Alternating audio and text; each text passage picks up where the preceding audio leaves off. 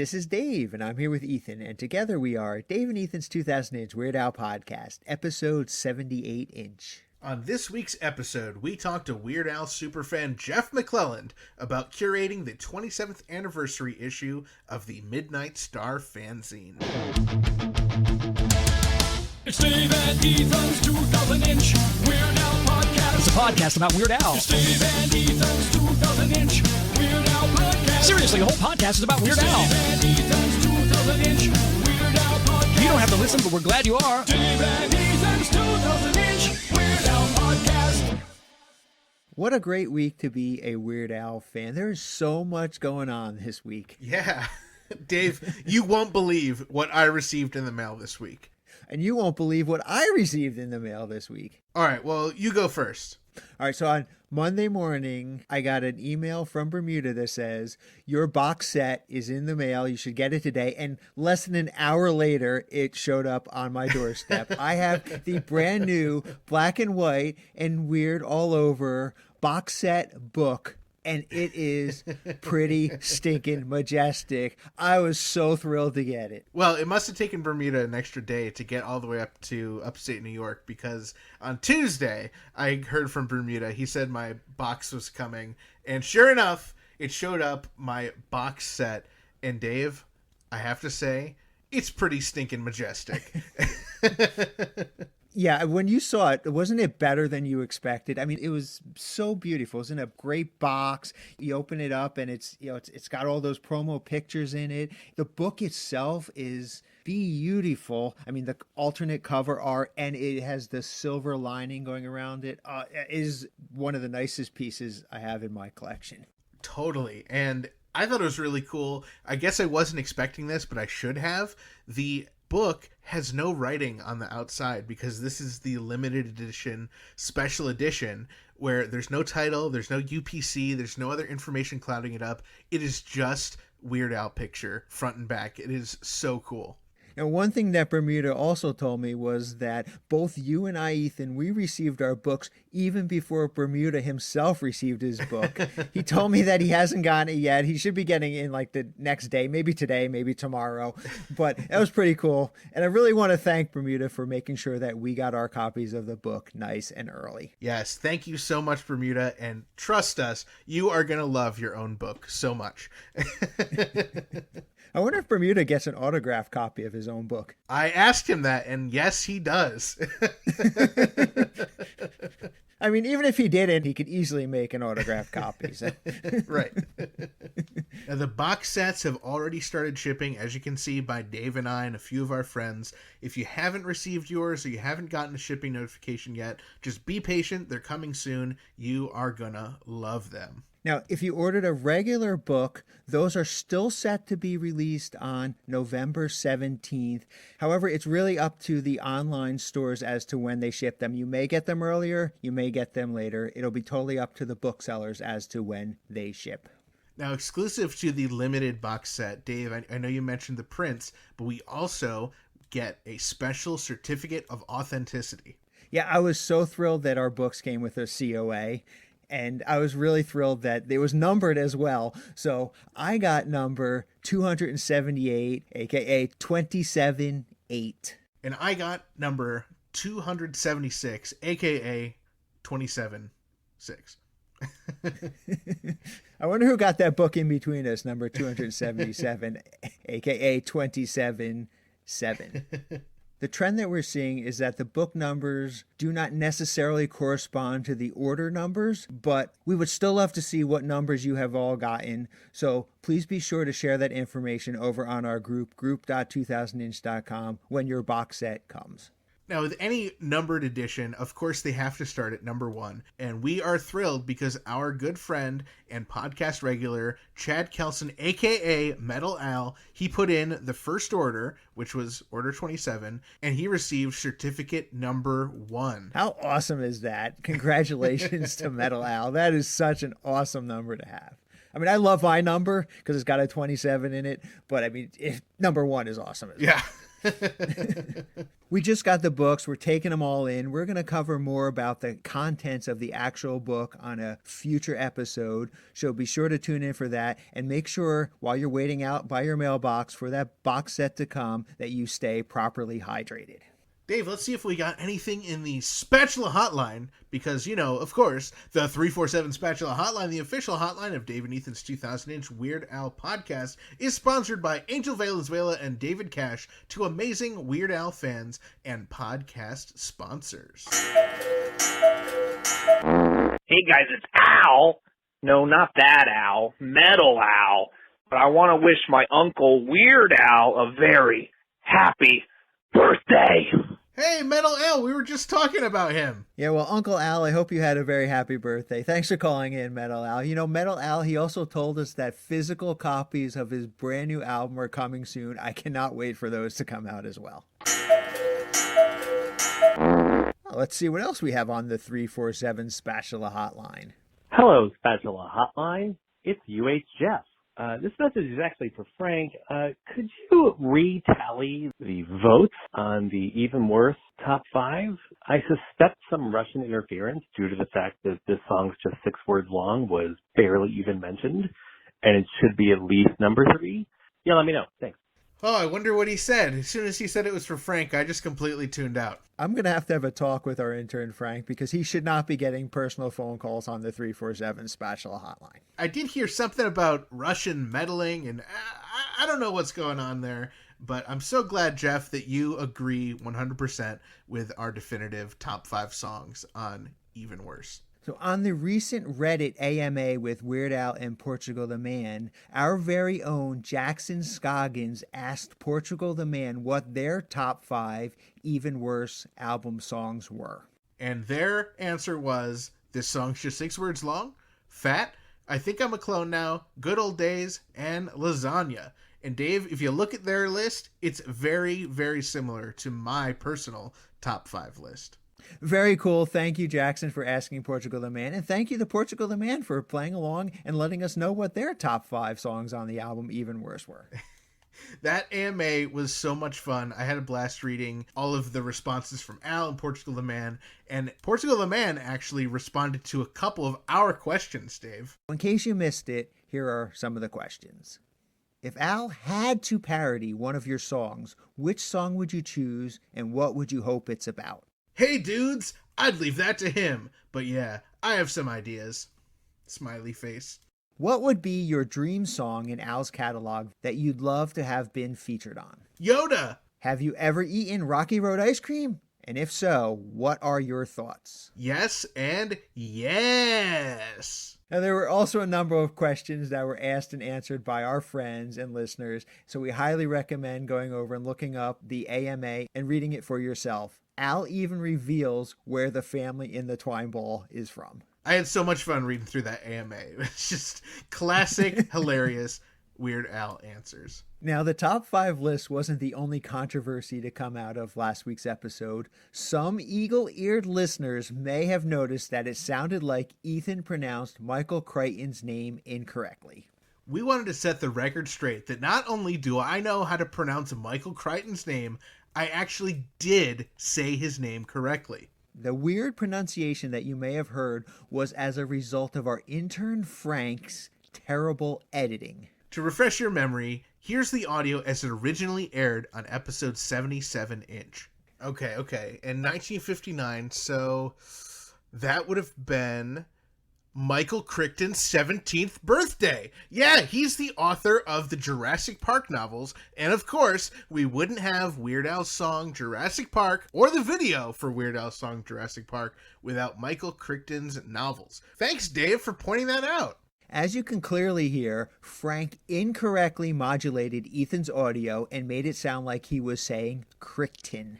We asked Frank to properly modulate the audio as he does for each episode, and we will play that now. Okay.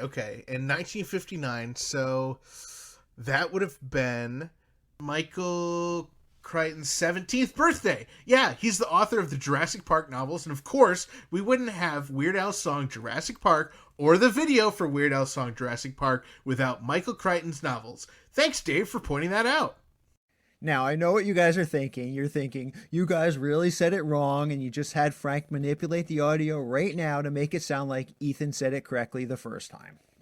Just to prove that we are not pulling any shenanigans, we are going to air the complete, totally unedited, totally raw, totally untouched audio as it was originally recorded. Okay. In 1959. So that would have been Michael Crichton's 17th birthday. Yeah, he's the author of Jurassic Park, the novels, and of course we wouldn't have Weird Al's song Jurassic Park or the video for Weird Al's Jurassic Park without Michael Crichton's novels. So thanks, Dave, for pointing that out.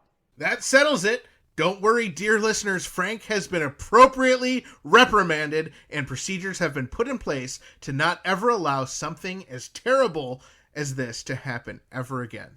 So Bermuda's book was not the only exciting thing that we received this week. We also received some amazing Halloween-themed artwork from our good friend Chris Sear. I absolutely love his artwork. I know we've said this a million times on the podcast, but he is such a talented guy and he comes up with the funniest ideas. So if you remember back for Easter, Dave, you had a bite out of your stomach from a dinosaur, and I was, of course, Torso Boy with no arms or legs.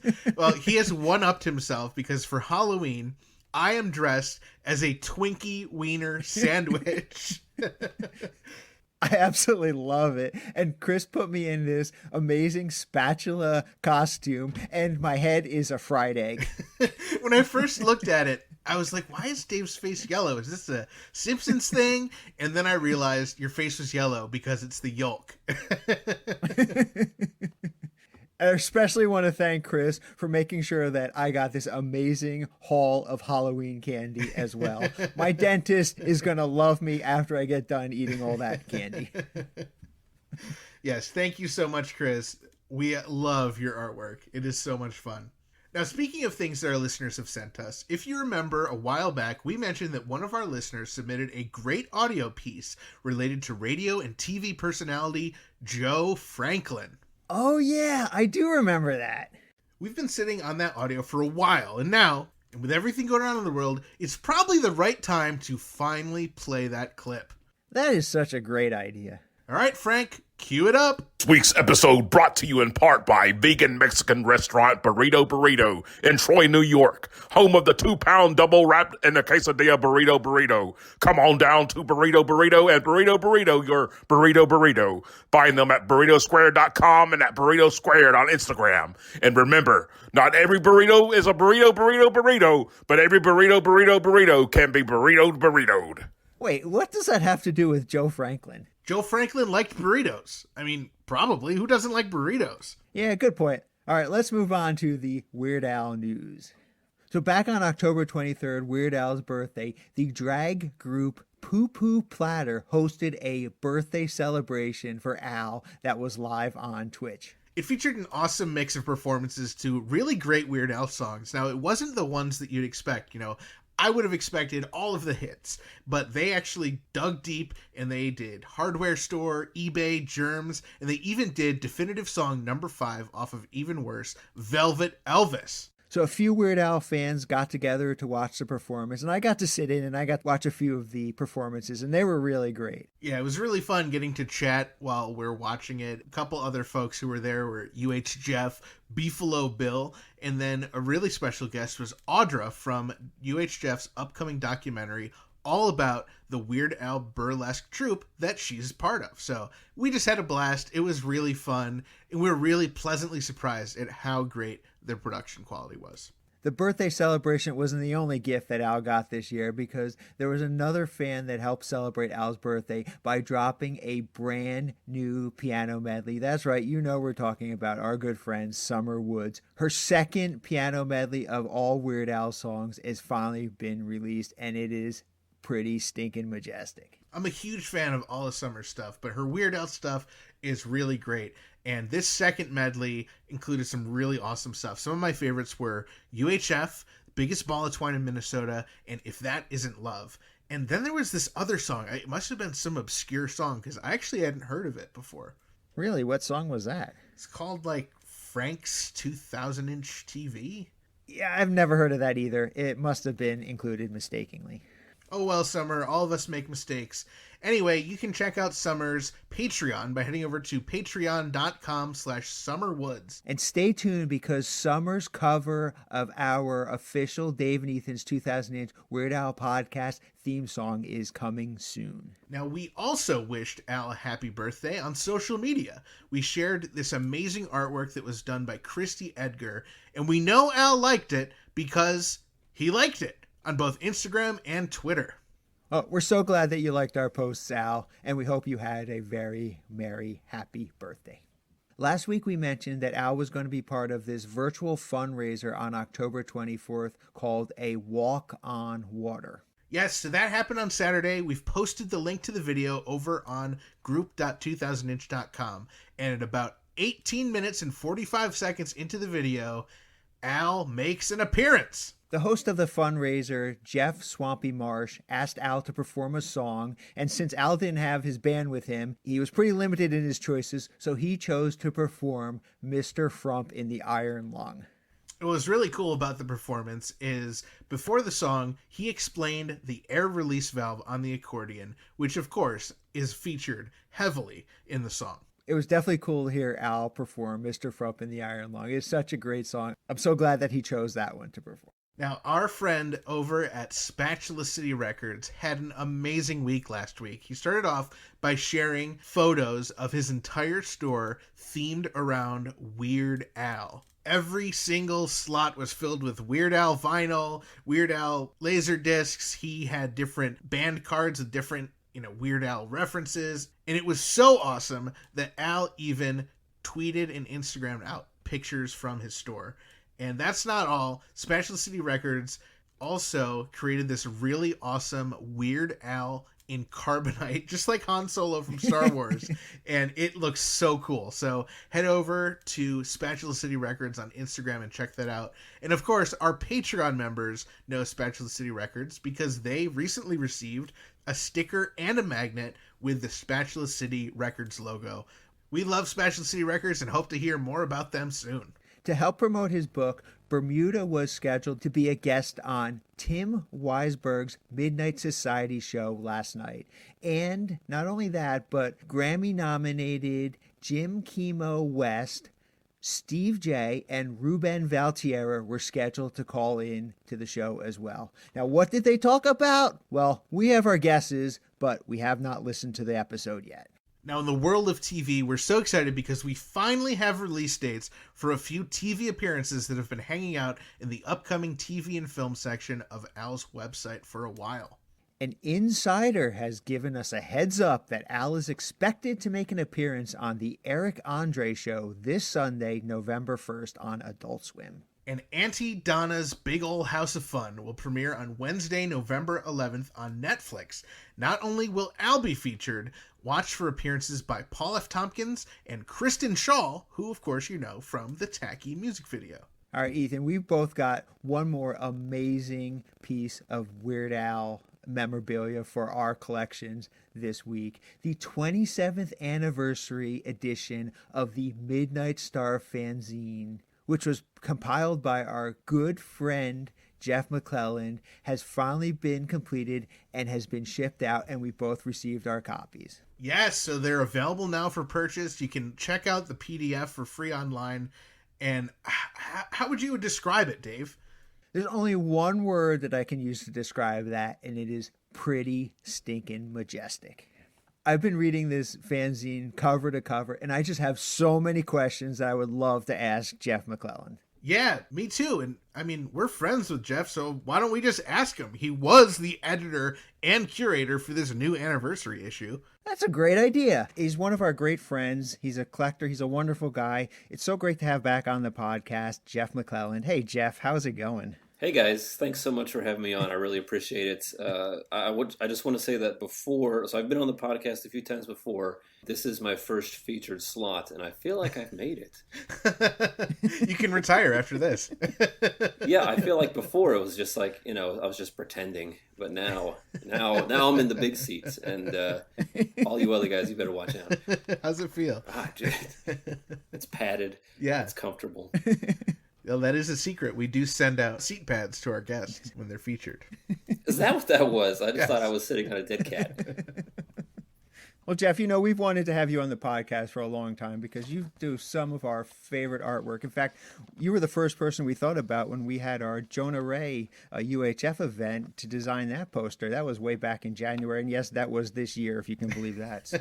That is really hard to believe. That was a super fun event, and I really liked how the poster turned out. Obviously, I worked with my good friend and he of the unpronounceable name, Andrea Schiavone, on that. So I definitely want to shout.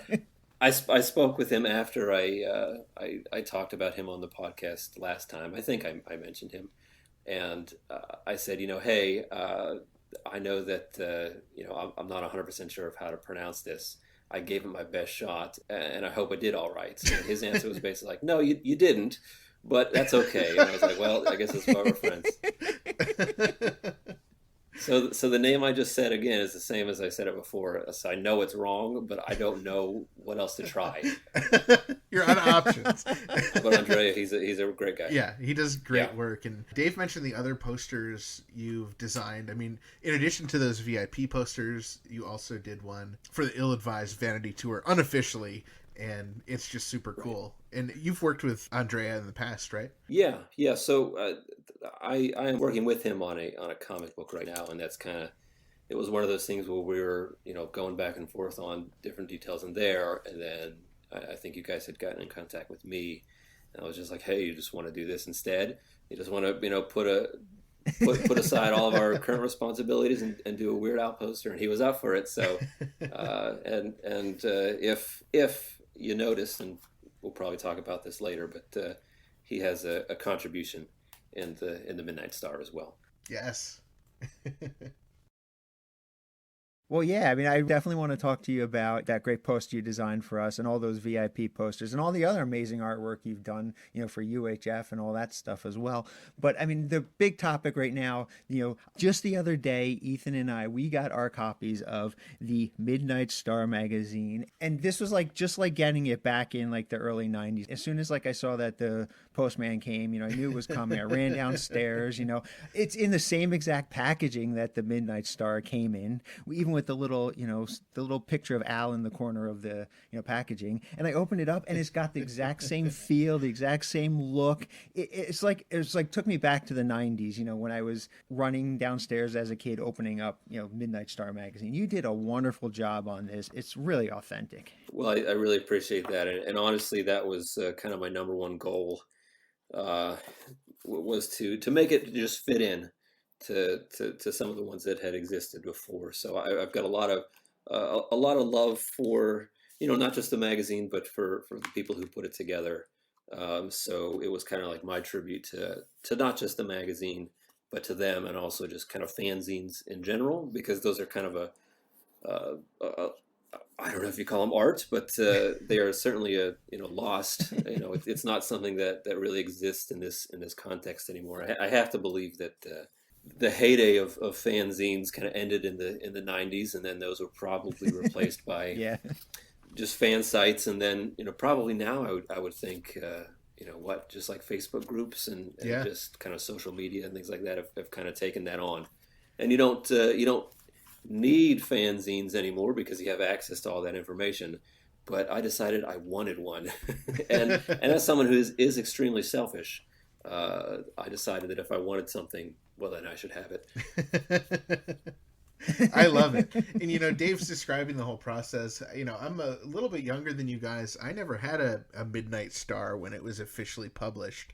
So, yes, I've received them in the mail, but that's because I bought them on eBay and, traded with other fans. So actually having the experience for the first time of getting the yellow envelope, opening it up, and having a Midnight Star inside was just really magical for me. So I'm really happy that not only could you bring back that memory for Dave, but you're able to give me that memory for the first time. So I appreciate that very much. Well, I feel like for me that the envelope was a big part of the process, like a big part of the joy of getting it.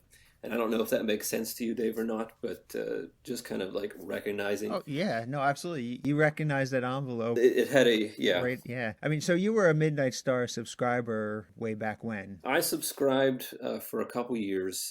I write this in the book, but I was 15 in 1996.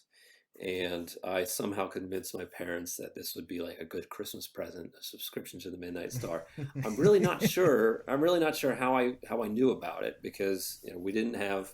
I don't think my house had internet access until maybe like '98. So we got that a little bit late.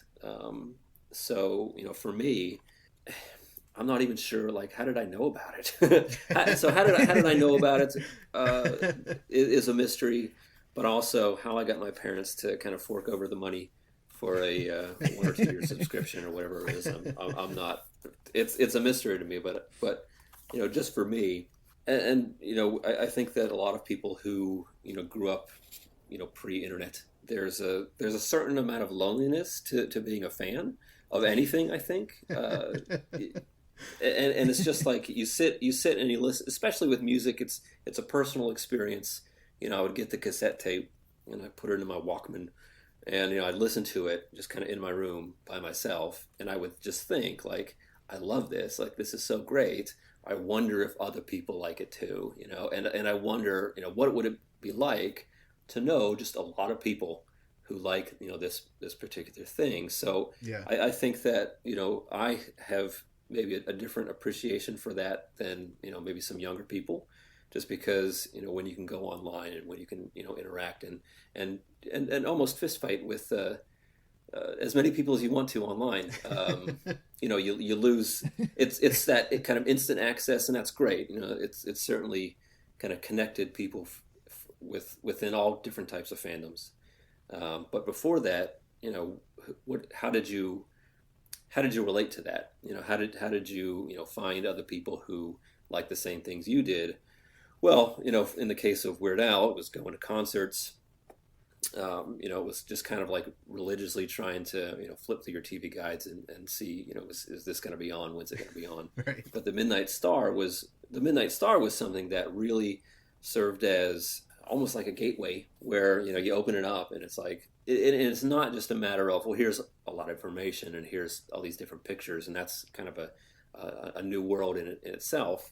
But just to get the idea that, there are other people who are out there who like the same things you do, who, appreciate, Al for all of his eccentricities and all of that, and are dedicated enough to actually, put something together and, photocopy news articles from who knows where. And yeah, and that's a great way to put it, Jeff, because, I mean, one thing that the Midnight Star definitely opened up for me, it helped me realize that there are other Weird Al fans out there at my level.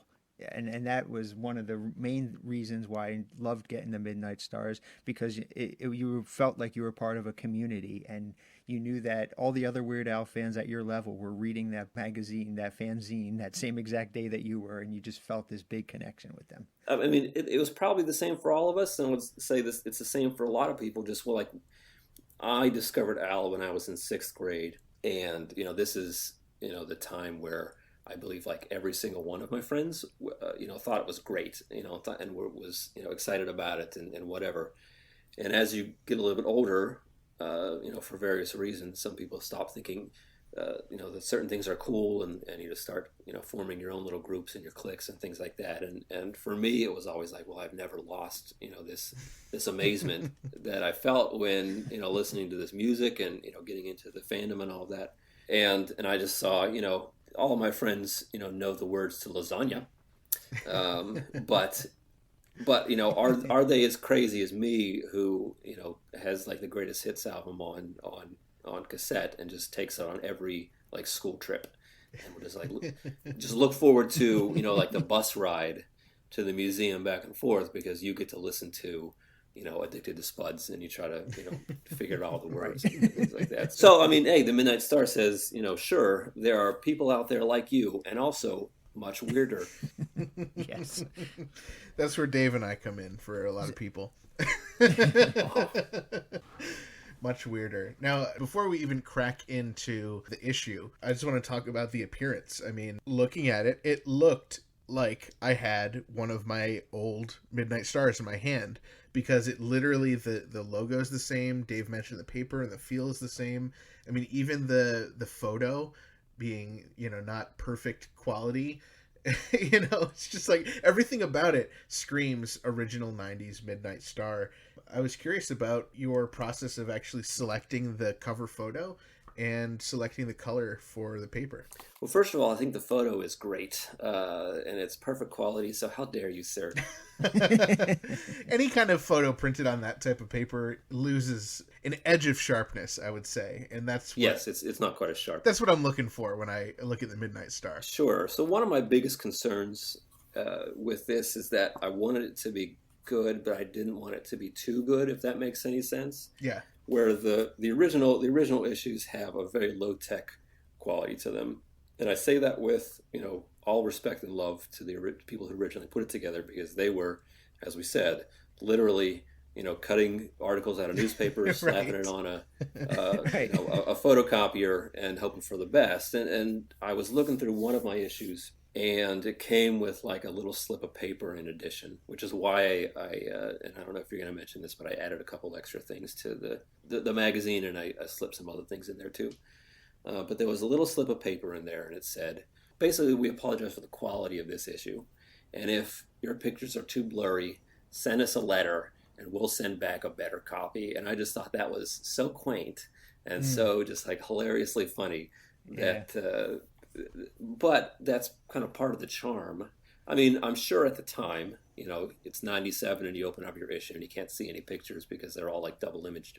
Right. And I'm sure that was super frustrating at the time. And you're like, when will we advance past this? But now you look back on it and says, that was fun. It was funny.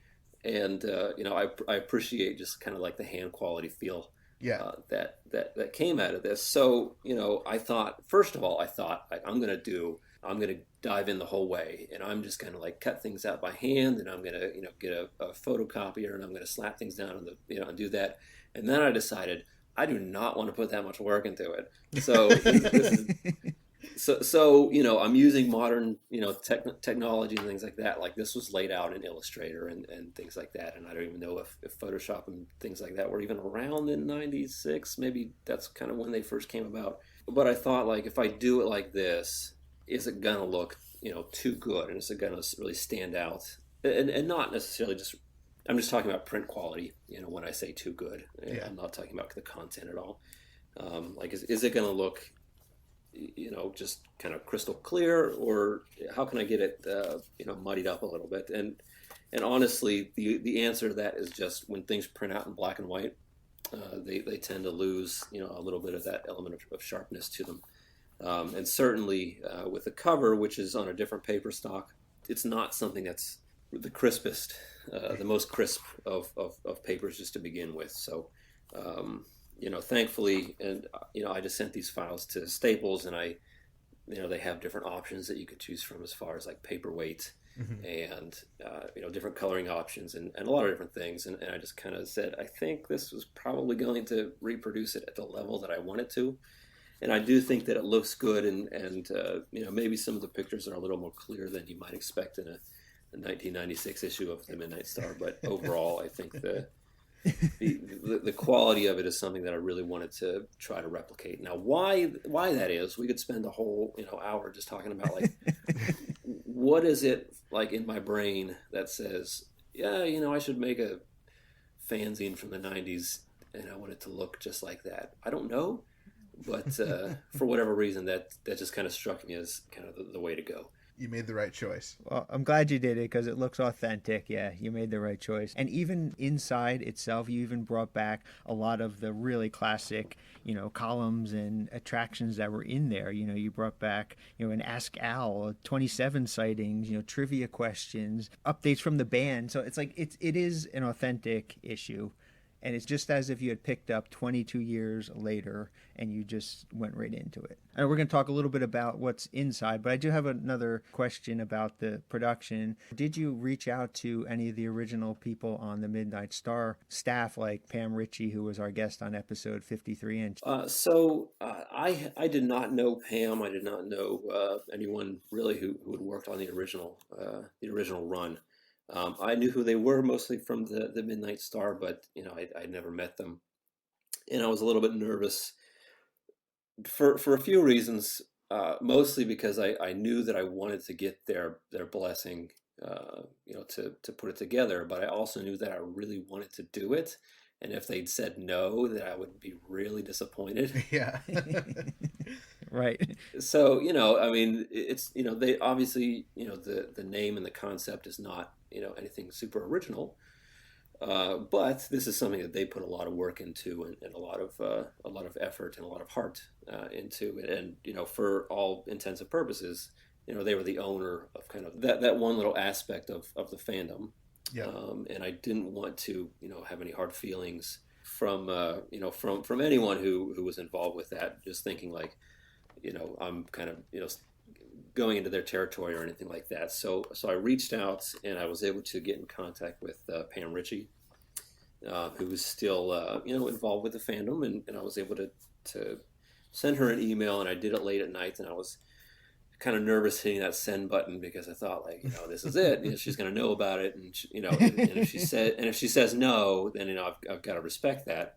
But thankfully, I got a message back from her just almost immediately, just saying, like, I think this is a great idea, and she was flattered that we remembered the Midnight Star to begin with. So I was able to kind of talk with her, and not just get her blessing, but as you know, Pamela Ritchie was, from my understanding, she was really the head honcho behind the Midnight Star, where it kind of ran through her. And in a lot of let's say the classic issues she addresses, she just has maybe kind of like an editorial or something like that on the inside front cover, or pretty close to there. Mm-hmm. So I was able to get her to replicate that, to do something similar, where she kind of introduces the new issue, which I was really grateful for.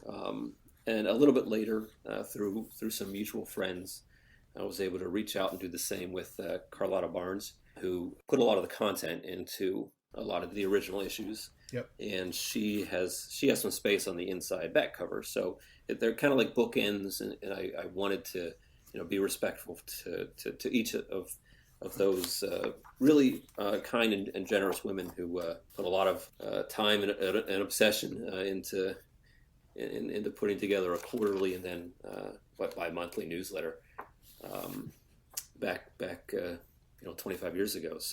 So I was able to get in touch with them, and honestly, that's one of the things that I enjoyed most about the process, was just kind of reaching out and first of all, knowing that they don't hate me, that I'm kind of stealing their baby with this, because that's certainly not my intention.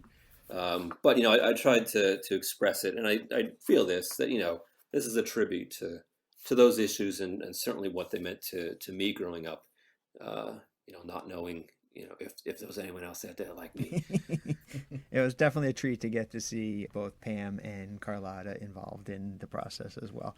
And I'm so very honored that you asked both Ethan and myself to contribute to this fanzine as well. Yeah, I'm super grateful for both of you for kind of pitching in, because I feel like I gave you to the most difficult assignment. And and it's not necessarily the most flashy one either. I know there are some other ones in there that might get maybe a little bit more space. And there's a great interview by Adriana Jugovic with Bermuda. Yeah. And there are a couple other things in there that really are special to me. But you guys took care of the sections, news from the band, and also the band Q&A section. And I knew you guys would have, the wherewithal to reach out to these guys and maybe actually get a response. And it certainly worked out, and you did a great job with it. So I certainly appreciate the work and the elbow grease that might not get appreciated when you look at it, in the, only takes up half a page on one page and maybe a quarter page on the other. But I know there was a lot of digging that it took from your perspective for that. So I certainly appreciate that. Yeah, it was our honor to be involved in such an amazing fanzine, such an amazing piece of artwork. I kind of thought, when I thought about putting it together, that I would have to do it all myself. And luckily that wasn't the case, because I put the word out to a group of friends. And I think that the thread was left open from the time where we got together for the star ceremony back in 2018. So I hadn't used it for a while, and I just kind of reached out and said, does anyone want to, do something for this? And just the response was very positive. So, and it wasn't just a matter of, I want to do it, and no one shows up, but people delivered as well. And they did a lot of great things for this issue. So certainly my hat is off to each and every one of them, whether I get around to naming you or not.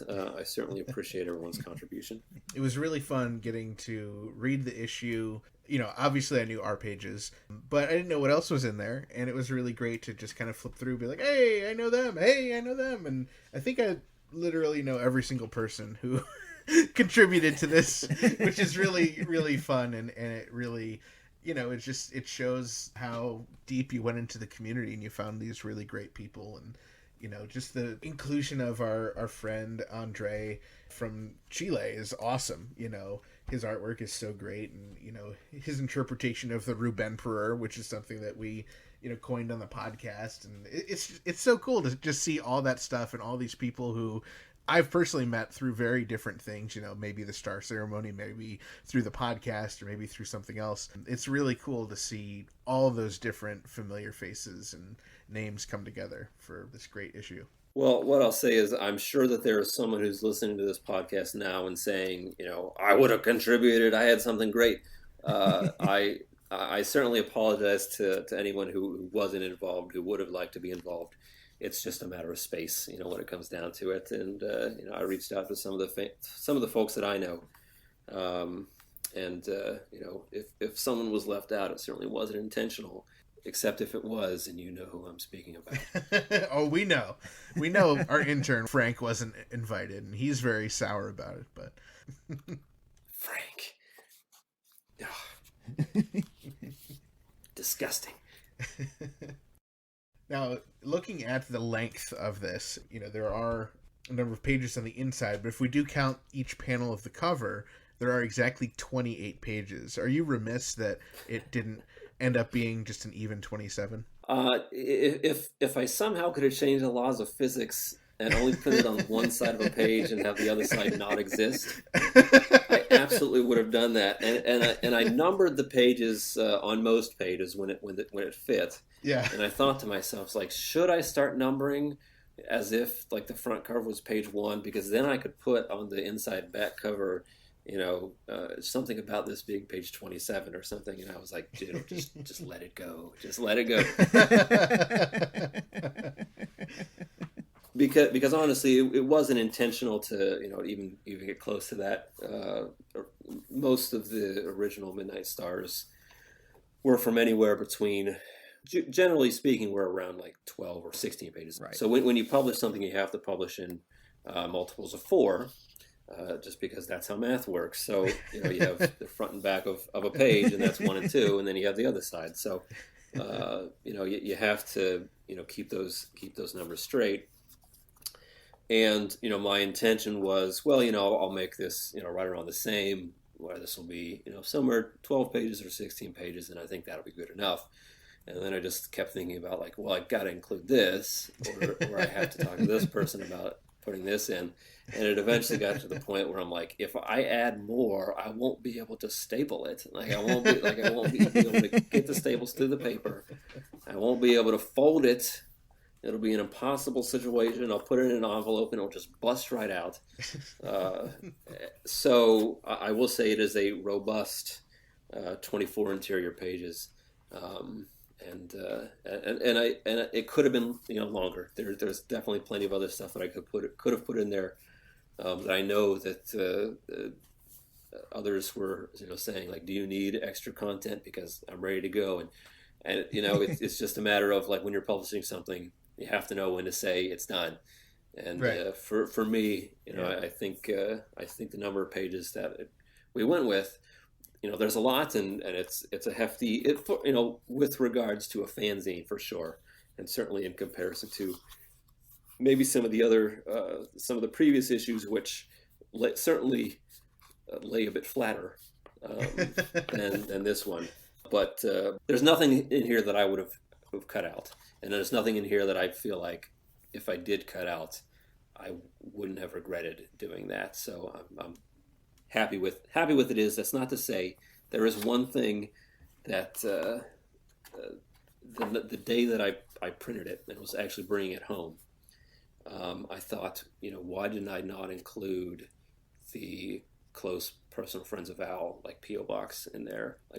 Like how did I miss that? Because it wouldn't have taken that much space. I could have fit it in. I know I could have, found the space for it.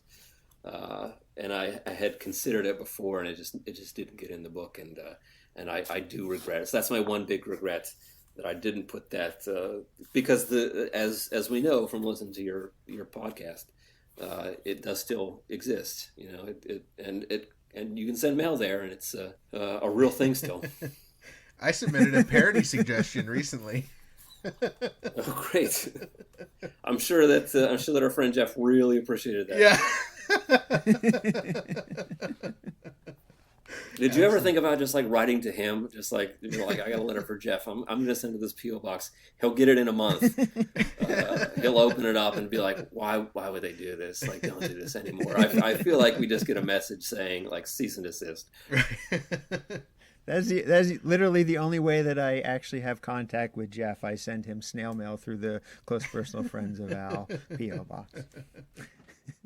Is there any other way? Let's be honest. No, I do think that 28 pages is a good choice, and it's totally understandable why this particular issue is longer than any of the older issues. You had 22 years worth of material that you had to fit into this one single issue, so it's totally understandable why this one's a little bit thicker than the original ones. Well, one of the first sections is Al in the news. And I thought, like, wouldn't it be funny if just like the whole issue was just Al in the news, and it was just like from 1998 to 2020, and it was like, and then Poodle Hat was released, and then another one was released, and then he was on the VMAs like in 2002. Like, did you catch it, everyone? Like, so it could be really out there and esoteric, and everyone would hate it, and I feel like having everyone hate it would be fun. I'd rather everyone like it, but either or. Like I don't know why, and maybe this is why I'm not more successful in some of my other endeavors. I just think it's really funny if people hate things. So if they opened it up and were like, "No, I'm not feeling it," I would just kind of chuckle. Like, well, you can't send it back. There are no refunds. As these are getting sent out and people are seeing them, like Dave and I have received them and are just thoroughly enjoying them, is there any part of you thinking maybe there's going to be more issues? So ask me again maybe in 2 weeks, because as of right now, like, absolutely not. And not because I didn't have a fun time doing this, and I certainly did. And like I said, there are things where I'd say I could have put this in, or there's, well, the day I printed it was the day that the Dare to Be Stupid Cybertronic Spree video came out. And I got the email as a Kickstarter backer that I could watch it early, and this was probably like 2 hours after it came off the press. And by press, I mean I picked it up at Staples. It's not that impressive, but as I got it and brought it home, and I was starting to fold them and staple them myself, which I did it all by hand, by the way. I mean, it had to be authentic, right? Yes. But I got that email and I watched the video and I was like, this is fantastic. And I hope I'm not spoiling, or if I am, it's your fault. Al has a little cameo in the video. And it was exciting to see, and the music video just in general was, I thought, really good, and there were so many different references, and they put a lot of love into it for sure.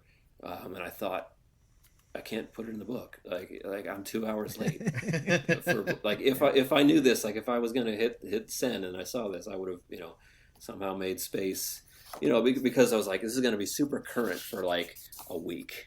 And then, as it turns out, it was super current for no time at all, because even before I sent it out, something else came out. And I was like, well, it's print media. What can you do? Because I had changed. I really wanted to, when we heard that Al was going to be, providing vocals for Who's Going to Stop Me, I put like a little placeholder in that spot, and I was ready to send it off to print. But then I thought, it doesn't come out until Monday. I'm going to wait until it comes out so I know what I'm talking about. So I know, how to describe it, or it's just a little blurb anyway in the issue. Right. But, I wanted to put that in there. And I'm like, wow, we're so topical, so current. And, then I print it out, and like immediately something else comes out, and it's like, no, how is this possible? Like, how can they do this to me? I mean, that's how we feel, and we only get to talk to people once a week, and it's like as soon as we drop the episode, we're like, crap, now something else got released. So we can only imagine that releasing one one final one ever could be frustrating. So is this going to be the only one? I think what would be really fun if it was just kind of a rotating thing where maybe like twice a year someone took up the reins and made an issue, and that would be fun. I don't know that. Here's the thing: nostalgia is a powerful thing, and certainly, it's one of the reasons that I made it, and hopefully, it's one of the reasons that you enjoyed if you did. But it's also got a limited span, I guess. Right. So I think that if I release one, people will talk about it and they'll say, "Oh, this is exciting," and they'll order it or they'll read it and they'll like it. And then if I'm like, and it's coming out every month. Then for the most part, and certainly there will be us hardcores who get every one, but after like the second or third one, people will just be like, why are you doing this? Like, I don't understand. Yeah, our listeners can pick up this issue while it's still current and before it's all old news over on your Etsy page, Teddy and the Yeti. That's TEDDYANDTHEYETI over on Etsy. And it's only like $6 for an issue, so it's really inexpensive and it's well worth it, the money. So it's definitely something that if our listeners have not got their copy yet, they want to head on over there and order one soon, because otherwise it's going to be outdated. But also you definitely want to have this in your collection. If you're wondering about the $6 price tag, and like, geez Louise, that's a lot of money, and it's just a little fanzine, I am absolutely not making anything from this. Like I added up like all the expenses and shipping and things like that, and just like the equipment that I had to buy to make it. And it was like, well, if I sell out, I'll make 38 cents, and so it's a labor of love. So shut up and enjoy it. I thought the price was inexpensive for something this amazing. So yeah, I definitely agree that this is a deal. This is probably the best deal that anyone's going to get all year. The first run was printed similarly. At least on the inside front cover, it was like, this is a nonprofit. We're not making any money from it, et cetera, et cetera. And I thought, I got to stay true to the spirit of that, and apparently I hate money, so I did the math and said I can sell it at this, and I won't lose my shirt in the process. So it's something that I wanted to stick kind of with that original theme as well. For anyone who just really they don't have the $6, luckily they can actually check out the entire thing as a PDF online, and I gotta say, PDF, it's not as good as holding the physical, awesomely made thing in your hand that was in Jeff's hands that hopefully were washed. But yes, they can check it out for free as a PDF on the internet. One thing I'll say about the PDF is it is mostly in color. So if you're like, oh, I wonder if this picture is any good, you can look at it online and be like, yeah or nope, because. When I was putting it together, I mean, a lot of the titles for a lot of the articles and things like that, I left black and white, just because I knew it was going to be printed in black and white. And then I thought, if I'm given the PDF, if I'm going to make the PDF accessible as well, like, do I want to go back in and make, the titles a color? Do I want to, make some of the black and white, like the picture on the cover, like, do I want to make that color? And then I decided, No, I do not want to do that. So it's free. You're going to have to deal with it. That's just how it works. If you want to see authentic, you need to buy it. But if you want to just see it, you can still see it online. So, okay, so I have a proposal for you, Jeff. Sure. I know, you're kind of hesitant to say another issue's coming. What if, and I'll put my money into this. What if we created an issue volume 3 number 4, because as some collectors may know, the 1995 May issue was labeled volume 3 number 3, and then the following issue, July 1995, it was labeled volume 3 number 5. So there is no official volume 3 number 4. So I think that we should create one to fill that void, and we'll just put all just stuff that happened in June 1995 in the issue.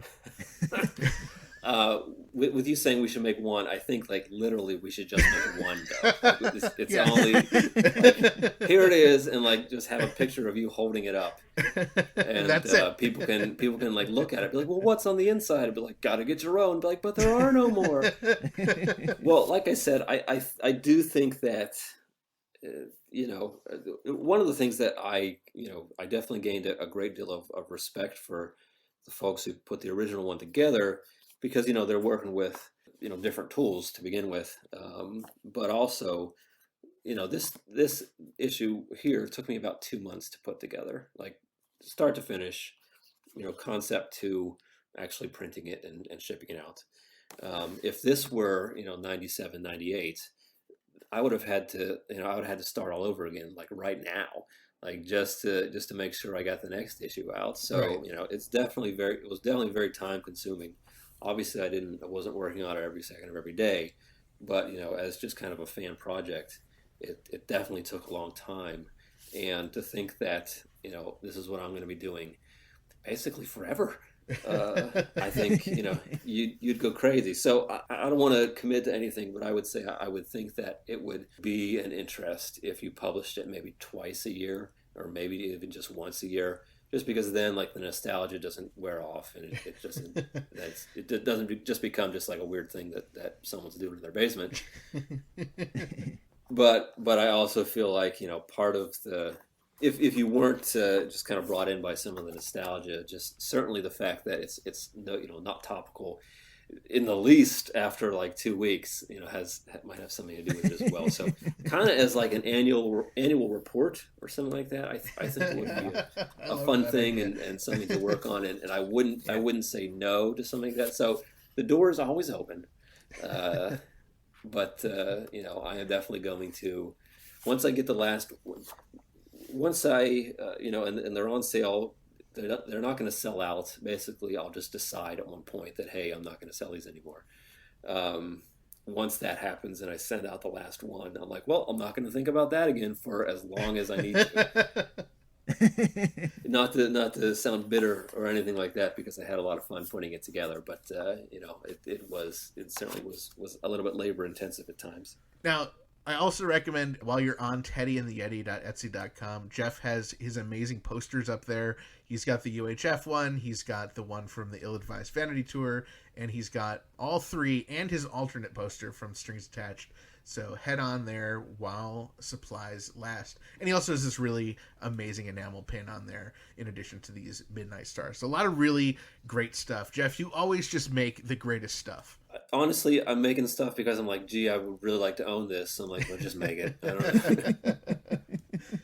And, not to, certainly Al has, I feel like he's upped his merchandise game in the last, 5 or 6 or 7 years. Yeah. But, at least for a while there, maybe in the early 2000s, it was just like, I know there could be more out there, and I want it. And, eventually it was just like, I'm going to put something together. So, I've got a story about it, kind of how that all started, but that'll be for another time for sure. What I love about this Midnight Star is not only do you get this amazing fanzine, but Jeff, you threw in a whole bunch of fun little things into the packaging. And the packaging itself is amazing. I mean, I got to tell you, it's got a Midnight Star return address, just like the classic one did. There's got stamps in there. You've included this awesome close personal friend of Al sticker just on the back of the envelope. So now I have to save this envelope in my collection as well. That was my intention. Yeah, I was like, you're keeping this whole thing. That's right. And inside of my Midnight Star, you threw in this little double-sided trading card that it's got a close personal friend of Al logo on it, and the other side is some of your original artwork that you did way back in 2018 or so. So it's really, really nice that you threw in a whole bunch of extras. It's really great, and I really appreciate that. One of the things that, it was hard to kind of keep a lot of this under wraps because a lot of people were involved with it. And I was trying to share my progress just to let people know that things were still happening. But I wanted to include like the trading card. So the artwork on the trading card is actually my friend Pietro did that one. And I threw that in the issue. There's a little vinyl sticker for close personal friends of Al on the back of the envelope. I've got a couple stamps. I was thinking about, so when I sent these out, I basically just addressed them all by hand. With the return address for the original Midnight Star, they had a really cool, just like a rubber stamp that they would use for their return address. Yeah. And then I thought, well, I should make, one for this because it will make it look authentic. And it, will kind of go with the theme, and I can do all these things with it. And then, like a part of me said, "But you're only doing one issue, so you'd be buying it for like a day. Like you'd be buying this whole thing, getting it designed for a day." And then the other part of me said, "Shut up, make it like we're doing it." So I'm so glad you did it. Yeah. So even if this is the first and only one, like I'll have the stamp forever. So I guess I'll just this will just be my regular stamp. I'll be like, what does this mean? Why is this man's face? Put it on like my tax returns or something. Like, oh, because I bought it. I bought it 10 years ago and I got to use it. Are you kidding me? If I had that stamp, I would use it for every package, every piece of mail that I ever send for the rest of my life. So I think you made the right choice there, Jeff. Yeah. So there's like a red stamp that I put on there too that I made for one of those posters that you were referring to. And I liked it so much, I was like, well, I'm just going to use this for everything that I ever make now. So I was like, is this too much? Like, should I'm doing a sticker and then 2 stamps? I was like, put the stamp on. Just do it. So yes, I recognize it from literally every piece of mail I've ever received from you has that red stamp on it. And I love it every time. Keep doing it, please. It's almost like a signature piece now, and I feel like I almost have to. So yes. I went with it. Yeah. All right. Well, Jeff, we just barely scratched the surface just with everything Weird Al that you've been involved in, with this Midnight Star. We would love to have you back on sometime to talk about the VIP posters, the UHF artwork that you did, just, making these rubber stamps that you stamp on everything that you own. We would love to have you back on the podcast sometime. Well, I'll tell you what we can do. You can call my manager and we'll work out the details. And if they're acceptable to me, then I will return. And if not, you'll never hear from me again. Sounds good. Yeah. All right. Well, we'll put Frank right on that. So my girl will call your girl. Great. I just want to very quickly give a shout out to some of the folks who worked on this particular issue. Adriana Uvich, who did a great interview with Bermuda. Kenneth Guinup, who posted a lot of his pictures just from a lot of like foreign items and records and merchandise and things like that. Jeff Nucera, who put together just a great trivia section. Dave Grant, who wrote a short story for this, which I think is just fantastic. Kelly Phillips, who did just an amazing comic for this particular issue. Vicky DeVries, who did a concert review. Eddie Schmidt, who came back from the original Midnight Star to do another installment of his File Zone. We talked with J.W. Halford. Javier Valdez shared some of his collection with us, and 2 other guys who I'm talking to right now, and others too. And I certainly don't want to miss anyone. Ethan Harper did a fantastic illustration for the back cover, which I'm super excited about too. So thank you certainly to everyone who contributed. I'm sorry if I forgot your name or if I didn't mention it here, because I know there were others who contributed as well. But I certainly couldn't have done it without you guys. So it's a labor of love, and I hope that everyone likes it. So thank you. Huge thank you to Jeff McClelland. Always a pleasure getting to chat with him. And you got to check out teddyandtheyeti.etsy.com for that amazing issue and his awesome posters and pins. We posted the full PDF version of the brand new Midnight Star fanzine over on our Patreon page, patreon.com/2000inch. You don't have to be a Patreon supporter to access it and download the issue, but we hope you will consider joining while you're there. We are so excited to announce that we are helping episode 53-inch guest and the original co-creator of the Midnight Star, Pamela Ritchie, sell her back issues of the Midnight Star, with proceeds benefiting charity.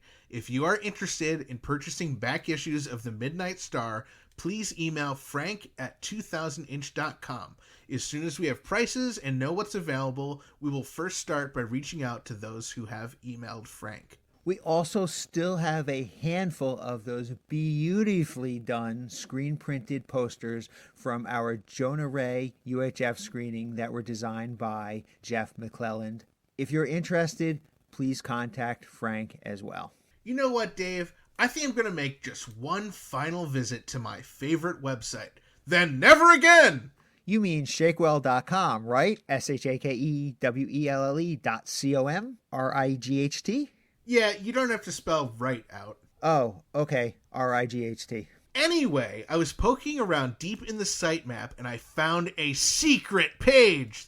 A secret page? This is crazy. A secret page on our favorite website? Now that would make a cool movie. Well, coincidentally, that's what is on the secret page. A script for Cool Movie. Cool movie? Cool. Who wrote it? Bob Cummins wrote it when he was 13. Who's Bob Cummins? He's probably the father of Bob Cummins Jr. Who's Bob Cummins Jr.? Does it matter? Does anything matter? The only thing that matters is that you add /COOL-MOVIE when you visit SHAKEWELLE.com. Visit shakewell.com/cool-movie. Each week, we can bring you this podcast absolutely free thanks to sponsors like Burrito Burrito, Angel Valenzuela and his son David Cash, Jackson Scoggins, and our amazing Patreon supporters like JM, Zeb, Allison, and so many more. Revenue from our incredible supporters on patreon.com/2000inch is how we can afford to continue doing what we love,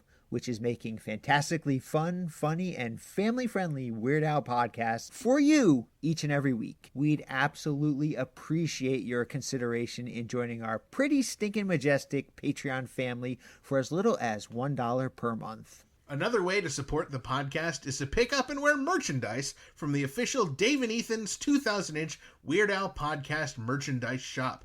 Head over to shop.2000inch.com for t-shirts, bags, mugs, fanny packs, and so much more. Find us online at weirdalpodcast.com or 2000inch.com, and please join our Facebook group by heading on over to group.2000inch.com for episode discussions and other exclusive content.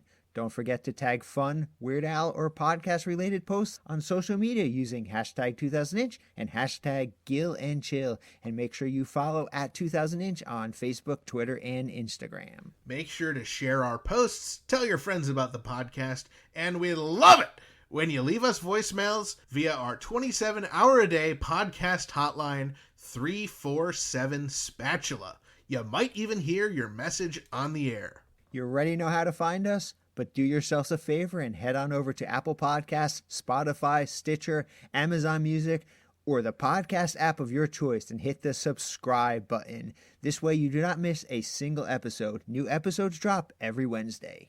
Thanks again to this week's guest, Jeff McClelland, and thanks to Heather Malone, Metal Al, Jeff Nucera, Chris Sear, Vincent Anderson, Michael Crichton, and all of our listeners, subscribers, Patreon supporters, and sponsors, and everyone else who made this episode and makes this podcast possible.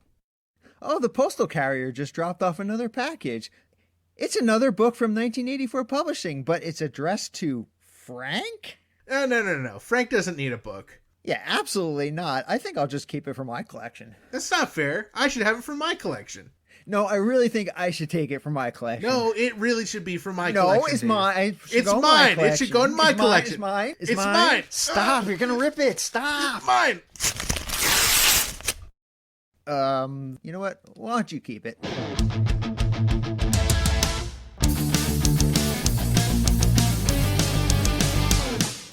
That was Dave and Ethan's 2000-inch Weird Al podcast, episode 78-inch. 2 scoops of Weird Al in every episode.